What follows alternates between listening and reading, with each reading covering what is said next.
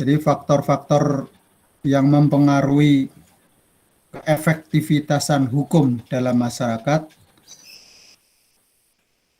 Efektif itu apa? Efektif itu biasanya sesuai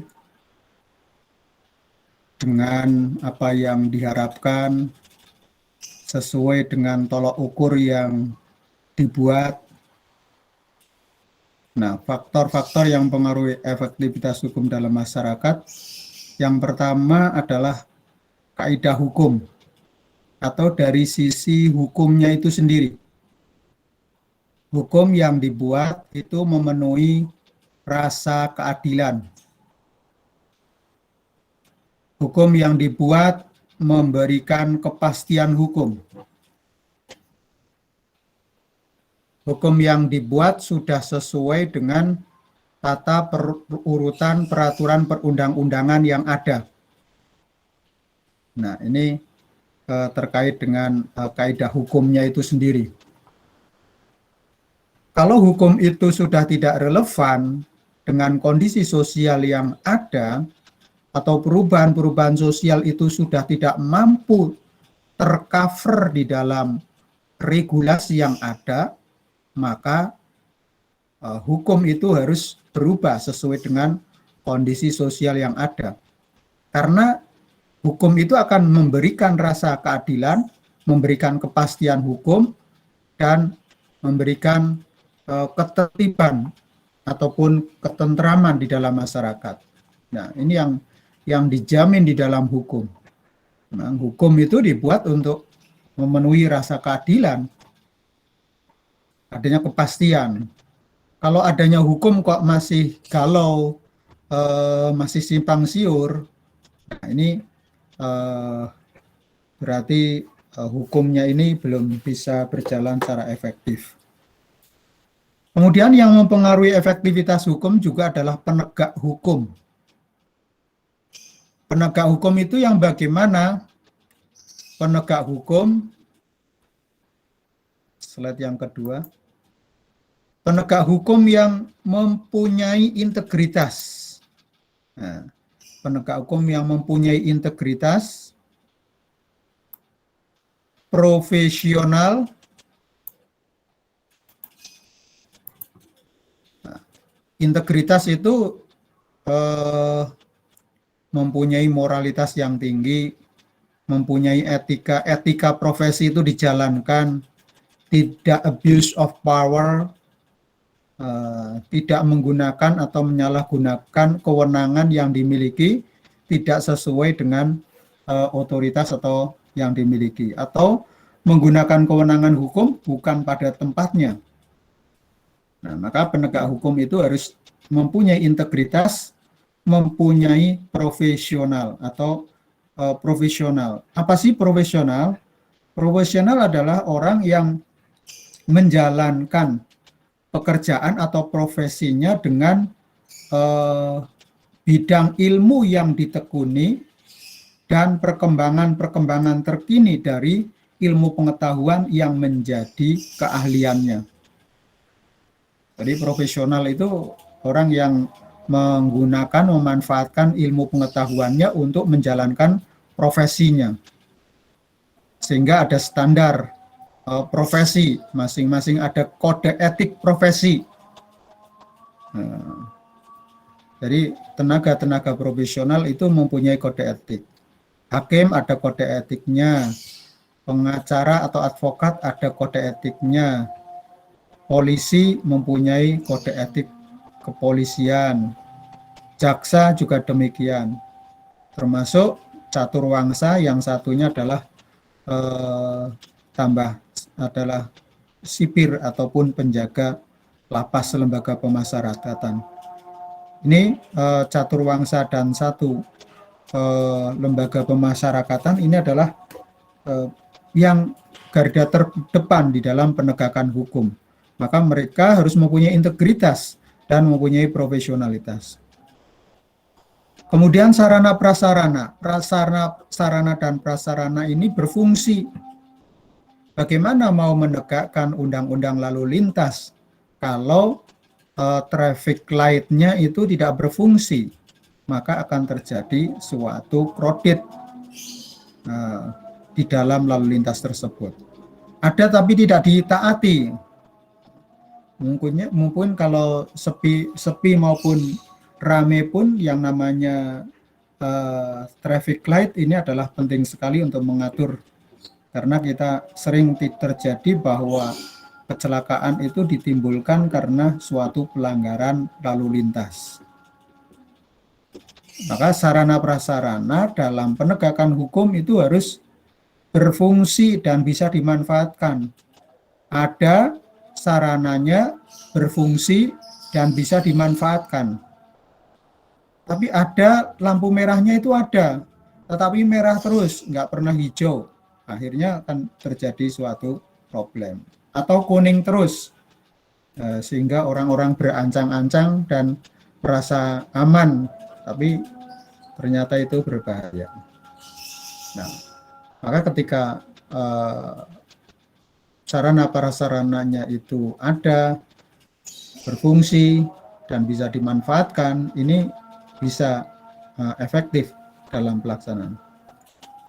Kemudian kesadaran hukum masyarakat.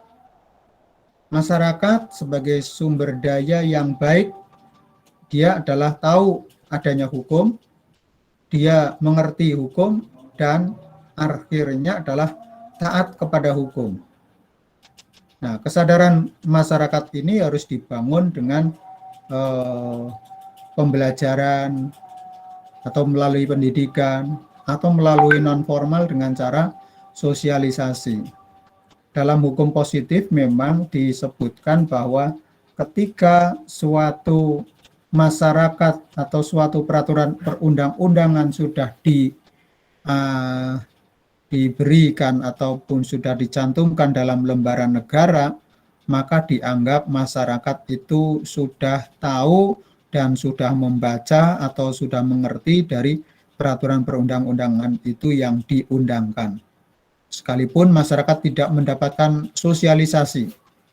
Nah, maka ini pekerjaan sosialisasi nanti oleh berbagai komponen masyarakat yang lain untuk bisa menjalankan. Kalau di Undang-Undang Bantuan Hukum nomor 16 tahun 2011, ada lembaga-lembaga atau OBH, organisasi bantuan hukum yang terakreditasi dalam peraturan Kementerian Hukum dan HAM nomor 15 tahun 2011, tahun 2015 itu, nomor 10 tahun 2011 itu juga menyebutkan tentang bagaimana cara untuk melakukan penyuluhan hukum ataupun pemberdayaan hukum dan sosialisasi penyuluhan hukum itu kepada masyarakat yang dilakukan oleh organisasi bantuan hukum yang terakreditasi oleh Kementerian Hukum dan HAM. Ya, kemarin saya juga menyelenggarakan pendidikan paralegal ya. Saya menyampaikan materi tentang bagaimana paralegal itu bisa memberikan bantuan hukum melalui organisasi bantuan hukumnya dan melakukan penyuluhan hukum, karena merupakan bentuk bantuan hukum non litigasi. Tapi kalau untuk yang litigasi tentunya adalah yang punya SIM adalah hanya advokat. Tapi yang non litigasi itu bisa advokat, bisa paralegal, bisa dosen, bisa mahasiswa fakultas hukum. Nah, ini yang bisa melakukan bantuan hukum non litigasi yang tergabung di lembaga bantuan hukum yang terakreditasi. Nah, itu faktor yang mempengaruhi. Ini kita kembali kepada bagaimana poin yang kedua itu penegakan hukum atau caturwangsa ya. Caturwangsa itu ada hakim, jaksa, polisi, dan advokat. Ini 4 penegak hukum. Tapi saya menambahkan 1 poin lagi, yaitu petugas sipir lapas atau bapas, lembaga pemasyarakatan atau badan pemasyarakatan atau rumah tahanan ya, atau lembaga pemasyarakatan Ini mereka para penegak hukum itu harus mempunyai integritas, di mana kejujuran, mentalitas, moralitas, akhlak, komitmen, kedisiplinan ini adalah menjadi tulang punggung dalam menjalankan profesinya atau tugas-tugas tupoksi, tugas pokok dan kewenangan dan fungsinya. Nah, mereka juga harus profesional, bekerja sesuai dengan keahlian dan bidang ilmunya, serta perkembangan saintifik modern terkait dengan ilmu pengetahuan yang terkini dari bidang keahliannya. Nah, ini yang untuk mengembangkan. Kalau saat ini itu di sistem peradilan kita mengenal ECOT, bagaimana proses peradilan melalui ECOT atau elektronik, secara elektronik atau dengan media internet, di mana para pihak itu diatur di dalam PMA yang mengatur bagaimana proses tata cara beracara melalui ECOT, sehingga harus mengetahui nanti para caturwangsa ini dengan petugas ini juga. Nah, faktor yang mempengaruhi efektivitas hukum dalam masyarakat, faktor hukum itu sendiri, faktor penegak hukumnya, sarana prasarana, faktor masyarakat. Nah, faktor masyarakat ini adalah bagaimana budaya hukumnya, kesadaran hukumnya yang harus terus dipenuhi atau harus dilakukan suatu pemahaman kepada masyarakat supaya kesadaran hukumnya itu meningkat, ketaatan terhadap hukum itu semakin baik atau semakin terus berkembang. Maka untuk meningkatkan kesadaran hukum masyarakat, masyarakat harus dibangun pengetahuannya melalui sosialisasi, melalui pendidikan paralegal tadi, kemudian melalui berbagai media baik elektronik ataupun melalui tatap muka seperti sosialisasi dan penyuluhan-penyuluhan hukum, agar mereka masyarakat itu mempunyai pemahaman hukum, kemudian memahami bagaimana penataan hukum, sehingga diharapkan mereka akan mempunyai kesadaran dan ketaatan terhadap hukum. Nah, kalau ketaatan terhadap hukum, bila masyarakat itu secara komunitas sudah mempunyai ketaatan, taat kepada hukum, maka akan terjadi suatu ketertiban di dalam masyarakat. Tidak lagi ada konflik barangkali. Nah, artinya kalaupun ada konflik itu masih bisa diatasi. Jadi efektivitas hukum itu proses di mana upaya hukum berlaku secara efektif. Keadaan yang dapat ditinjau atas dasar beberapa tolok ukur efektivitas hukum itu sendiri. Nah, ini sebagai penjelasan tambahan, itu hukum itu harus baik secara sosiologis, dapat diterima oleh masyarakat secara yuridis. Keseluruhan hukum tertulis yang mengatur bidang-bidang hukum tertentu harus saling sinkron. Secara filosofis memenuhi ketentuan-ketentuan ataupun mempunyai nilai filosofis karena tidak hanya sesaat ini tapi bisa proyektif kepada mengatur masa depan. Tapi kalau hukum itu memang sudah tidak relevan, mau tidak mau memang harus ada yang namanya amandemen atau ada namanya perubahan, atau bisa saja dalam langkah hukum dilakukan judicial review ya, terhadap regulasi yang merugikan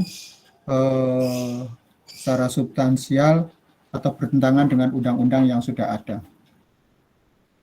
Kalau penegakan hukum harus baik dalam arti betul-betul telah melaksanakan tugas kewajiban sebagaimana digariskan dalam peraturan perundangan yang berlaku. Kemudian fasilitas tersedia yang mendukung dalam proses penegakan hukum. Berikutnya adalah kesadaran hukum masyarakat semakin bulat, semakin terlihat bagaimana jalannya dengan baik. Maka syarat kesadaran hukum masyarakat itu harus tahu law awareness, tahu hukum, rasa hormat terhadap hukum, legal attitude, paham akan isinya, law axiom tense, dan taat tanpa dipaksa atau legal behavior. Nah, ini adalah kesadaran hukum atau legal behavior ini menjadi suatu kebiasaan sehingga menjadi ketertiban di dalam masyarakat. Kalau masyarakat secara komunal itu betul-betul mempunyai kesadaran, maka akan terbangun suatu sistem sosial yang baik. Kemudian budaya hukum perlu ada syarat yang tersirat dari pandangan Ruth Benedict tentang adanya budaya malu ya. Budaya rasa bersalah bila mana seseorang melakukan pelanggaran terhadap hukum yang berlaku. Nah, ini tingkat yang tinggi dari suatu masyarakat itu mempunyai kesadaran atau budaya malu ya. Kalau melanggar itu malu. Nah, ini memang harus ditanamkan dalam masyarakat. Maka cara mengatasi problem-problem tersebut, eksekutif harus banyak membentuk hukum dan selalu mengupdate.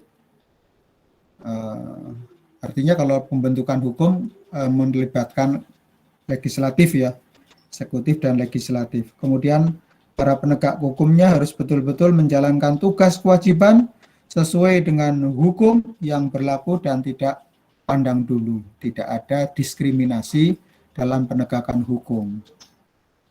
Lembaga MPR sesuai dengan ketentuan Undang-Undang Dasar 45 melakukan pengawasan terhadap kerja lembaga-lembaga negara atau yang kita kenal dengan check and balances dalam sistem ketatanegaraan kita yang saling memberikan kontrol untuk memberikan layanan yang terbaik. Maka kesadaran hukum dan kepatuhan hukum ini adalah adanya sadar dalam hati nurani, kemudian patuh terhadap sanksi yang negatif. Nah, kesadaran hukum merupakan konsep abstrak di dalam diri manusia tentang keserasian antara ketertiban dan ketentraman yang didekati atau sepantasnya. Kesadaran hukum sering dikaitkan dengan pentaatan hukum, pembentukan hukum, dan efektivitas hukum. Kesadaran hukum merupakan kesadaran nilai-nilai yang terdapat dalam masing-masing diri manusia tentang hukum yang ada, tentang hukum yang diharapkan. Jadi hukum yang diharapkan di dalam masyarakat itu seperti apa? Yaitu untuk mencapai bagaimana ketertiban sosial itu bisa tercapai. Kesadaran hukum ini berkaitan dengan kepatuhan. Hal yang membedakannya yaitu dalam kepatuhan pada hukum dan rasa takut akan sanksi. Ya memang apakah sanksi itu perlu diperketat sehingga memberikan efek jerak? Nah, ini bagian juga dari membangun bagaimana kesadaran hukum itu dilakukan. Ya, saya kira itu tambahan saya terkait dengan efektivitas penegakan hukum itu.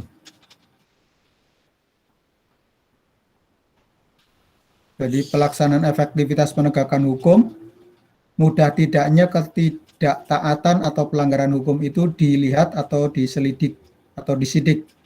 Siapakah yang bertanggung jawab menegakkan hukum yang bersangkutan? Sanksi harus tepat sesuai dengan tujuan dan sifat undang-undang. Beratnya sanksi tidak boleh berlebihan sebanding dengan ancaman pelanggarannya. Nah, mengatur terhadap perbuatan yang sudah dilihat atau mudah dilihat,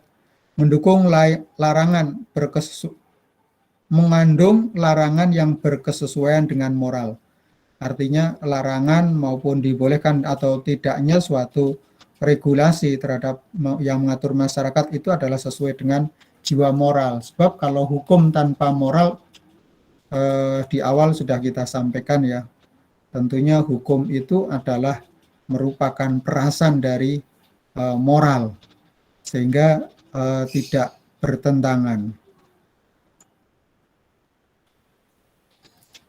Oke, itu. Kemudian yang terkait dengan materi terakhir kita,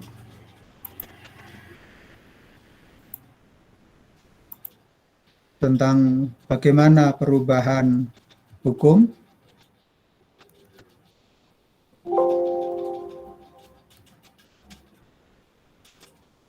Faktor-faktor yang menyebabkan perubahan hukum tadi sudah disampaikan ya, termasuk di kemarin juga sudah, faktor internal dan eksternal.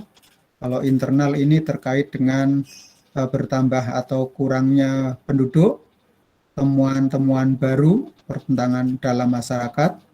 Tapi kalau faktor eksternal ini terjadi karena revolusi, sebab yang perubahan sosial berakibat dari faktor lingkungan fisik atau yang ada di sekitar manusia, atau terkait dengan suatu konflik atau peperangan.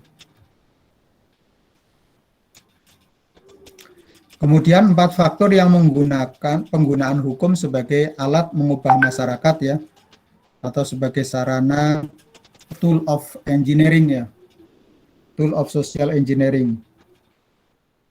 Mempelajari efek sosial yang nyata dari lembaga-lembaga atau ajaran-ajaran hukum, melakukan studi sosiologis dalam mempersiapkan peraturan perundangan serta dampak yang ditimbulkan dari undang-undang, melakukan studi tentang peraturan perundangan yang efektif, memperhatikan sejarah hukum tentang bagaimana suatu hukum itu muncul dan bagaimana diterapkan dalam masyarakat.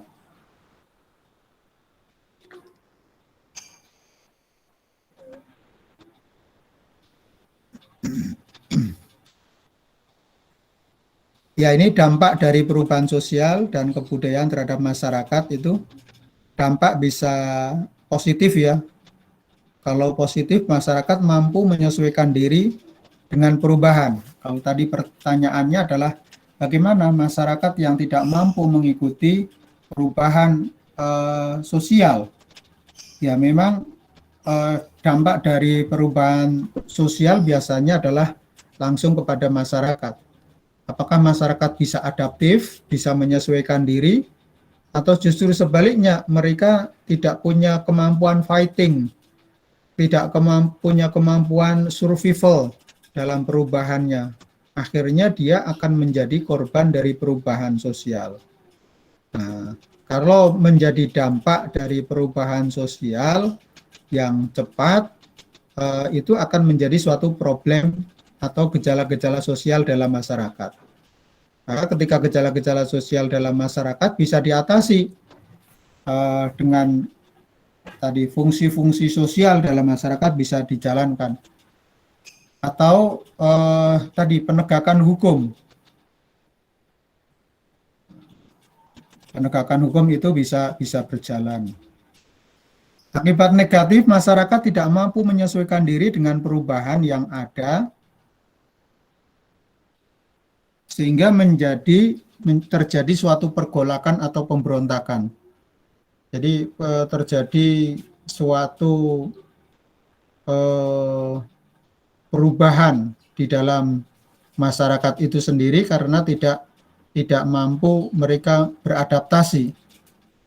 Ya, ini bisa dalam konteks masyarakat bisa terpinggirkan dari arus utama, atau mereka justru menjadi leader di dalam perubahan kalau dia mampu. Tapi kalau tidak, memang dia akan menjadi suatu gejala-gejala sosial yang harus diatasi. Seperti tadi di materi sebelumnya adalah problem kemiskinan. Nah, ini biasanya yang berpengaruh. Maka di tengah-tengah masyarakat ketika terjadi perubahan sosial, adanya suatu aksi atau protes,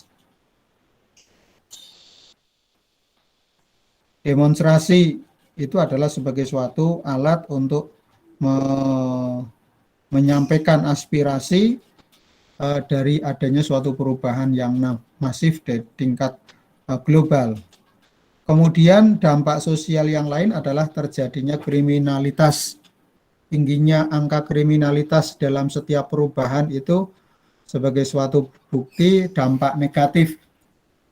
Nah, maka itu adalah problem-problem yang senantiasa akan terus berubah, berkembang dalam masyarakat. Hanya kalau di dalam sistem atau di dalam studi historis atau sejarah, istilahnya dari dekade ke dekade itu akan ada perubahan. Baik itu cara bentuknya atau prosesnya ataupun mungkin hasil akhirnya. Nah, kriminalitas ini adalah dampak negatif dari suatu perubahan sehingga mereka tidak bisa survive atau tidak bisa bertahan lebih baik lagi. Nah, dampak negatif perubahan sosial ini kesenjangan sosial dan ekonomi. Timbulnya kelompok sosial tertentu, kemudian pengangguran, terjadi masalah sosial atau dari gejala-gejala sosial menjadi masalah sosial yang harus segera diatasi. Terjadi perubahan tingkah laku, baik perilaku yang positif maupun perilaku yang negatif. Mungkin kalau saat ini kita sudah bisa merasakan ya, komunikasi mahasiswa dengan dosen tidak seakrab dahulu pada masa luring, tapi sekarang merasa dilakukan secara daring ataupun online, sehingga ini tidak ada hubungan emosional secara emosi dan aspek-aspek yang lain.